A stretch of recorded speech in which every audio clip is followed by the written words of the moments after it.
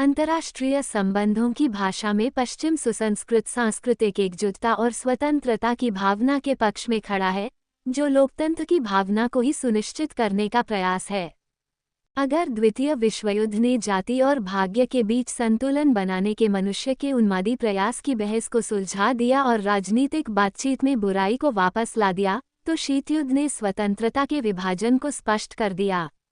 साम्यवाद के खिलाफ अभियान में शामिल होने वाले देशों ने एक नैतिक दृष्टिकोण साझा किया, जिसमें मानवीय गरिमा को अब तक व्यवहार में लाई गई सबसे महत्वाकांक्षी विचारधारा पर वरीयता दी गई। शीतयुद्ध के अंत में निर्गुट दुनिया की नाटकीयता खत्म हो गई। ये केवल 9/11 तक ही चला, जब एक नए दुश्मन ने प्रवेश किया और इस सुखद माहौल को तहस-नहस कर दिया। विचारधारा का स्थान आस्था ने ले लिया।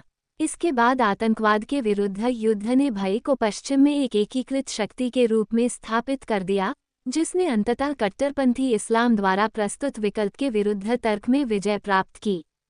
यूक्रेन पर रूसी आक्रमण और गाजा में युद्ध ने संभवतः पश्चिम को उन मूल्यों का पुनर्मूल्यांकन करने के लिए प्रेरित किया है, जिन्होंने उसे एक सांस्कृतिक इकाई के रूप में आकार दिया। मतभेदों के कारण अलग अलग विचारधारा के लोगों का साथ रहना संभव नहीं हो पाया। पीछे मुड़कर देखें तो इतने लंबे समय तक राष्ट्रीय हित की जरूरतों को ध्यान में रखते हुए बने रिश्ते को खत्म करने के लिए कोई एक बड़ा कारण नहीं था। फिर ट्रंप दोबारा सत्ता में आए। आज पश्चिम एकल सांस्कृतिक दृष्टिकोण नहीं अपना सकता। ट्रंप ने ये कैसे हासिल किया? एक राष्ट्रपति खुद को उन परंपराओं से ज्यादा बुद्धिमान क्यों मानता है, जिन्होंने अमेरिका को आधुनिक राष्ट्रों के इतिहास में सबसे प्रभावशाली और प्रशंसनीय बनाए रखा? ये केवल कुछ लोगों की इस धारणा को सही साबित करता है कि इतिहास को मानव मस्तिष्क के अत्यंत अनियंत्रित प्रभाव द्वारा चरम सीमा तक ले जाया जाता है। ट्रंप ने आर्मागेडन न्याय से पहले अच्छाई और बुराई के बीच संघर्ष के मार्ग का नेतृत्व नहीं किया है, लेकिन वह वास्तव में मानते हैं कि यूक्रेन या गाजा में कगार से पीछे हटना तब तक संभव नहीं है, जब तक कि दुनिया, विशेषकर पश्चिम, उनसे मार्गदर्शन न ले। एक अमेरिकी राष्ट्रपति का रूसी तानाशाह के आगे झुकना और यूक्रेन पर शांति समझौते को थोपना स्वतंत्रता के उस इतिहास के उलट है, जिसमें अमेरिका और यूरोप भागीदार थे। डोनाल्ड ट्रंप की नज़र में यूरोप का कोई महत्व नहीं है। यह अब अमेरिका का सहयोगी बनने के योग्य नहीं है। यूरोप का प्रभाव, चाहे बाल्कन युद्धों के दौरान हो या किसी भी संघर्ष के दौरान, जिसमें महाद्वीप की सामूहिक शक्ति दांव पर लगी हो, न्यूनतम था। यह अमेरिका ही था जिसने बड़ा अंतर पैदा किया। यूरोप की हरकतें कभी भी उसके दिखावे से मेल नहीं खाती थीं। ये वही दिखावे हैं जिन्हें रक्षा विभाग के लीक हुए ग्रुप चैट में ट्रंप के एक वफादार ने दयनीय बताया है।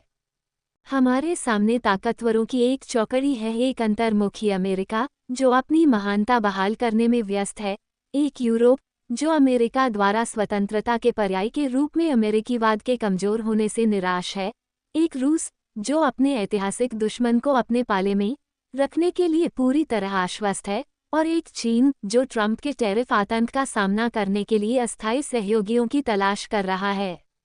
इंग्लैंड के कीर स्टामर और फ्रांस के इमैनुएल मैक्रों के नेतृत्व में यूरोप के प्रयासों ने खुद को पश्चिमी मूल्य प्रणाली के वैकल्पिक केंद्र के रूप में स्थापित किया है, जो आज अमेरिका को परेशान कर रहा है। ट्रंप की नाराजगी के कारण से कहीं ज्यादा, इस नए विवाद ने दुनिया के सबसे पुराने स्वतंत्रता के गठबंधन को तोड़ दिया है।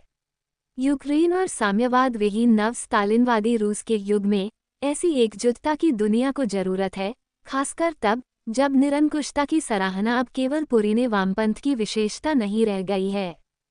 नया यूरोपीय दावा लंबे समय तक नहीं टिकने वाला है, क्योंकि यह उतना ही प्रभावी है जितना इसके नेता।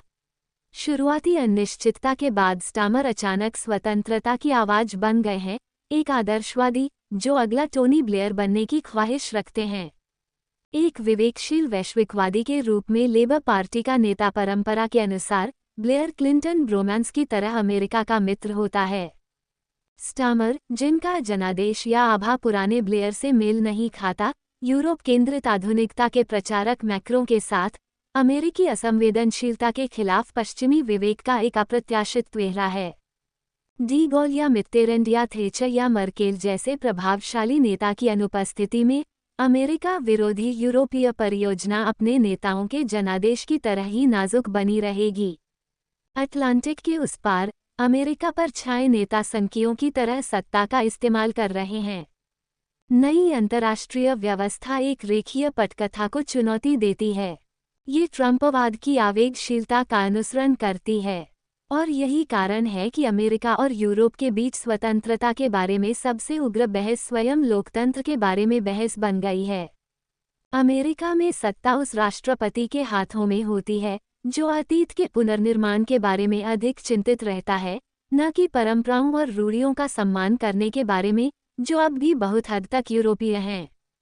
ट्रंप केवल अपने आधार को जवाब देते हैं जो वफादार रहता है। उनकी यूरोपीय विरोधियों के पैरों के नीचे ऐसा कोई ठोस आधार नहीं है।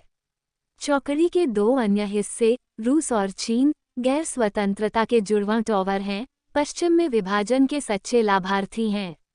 क्या इससे ये स्पष्ट नहीं होता कि वे सभी कितनी उत्सुकता से भारत को अपनी ओर आकर्षित कर रहे हैं? समान दूरी का मतलब तटस्थता नहीं है और यह भारत को अपनी कूटनीतिक अभिव्यक्ति की स्वतंत्रता का उस विश्वास के साथ प्रयोग करने का दुर्लभ विशेषाधिकार प्रदान करता है जो केवल उसके लोकतांत्रिक जनादेश के आकार से ही हासिल हो सकता है।